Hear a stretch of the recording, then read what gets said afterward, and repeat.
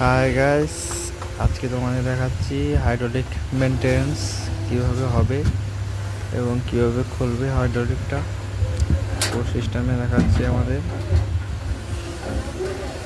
এখানে আমাদের দেওয়া আছে hydraulic, push button, indication, LED board, আর দেওয়া আছে নিচে এমসিবি, এক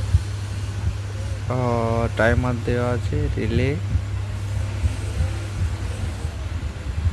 উপরে দেওয়া আছে এবং ইথারনেট কানেক্টর, ইউপিএস কানেক্টর দুটো দেওয়া আছে, আর দেওয়া আছে একটা ইন্টারনেট। ভিডিওটা ভালো লাগলে like, comment, share, subscribe. Let's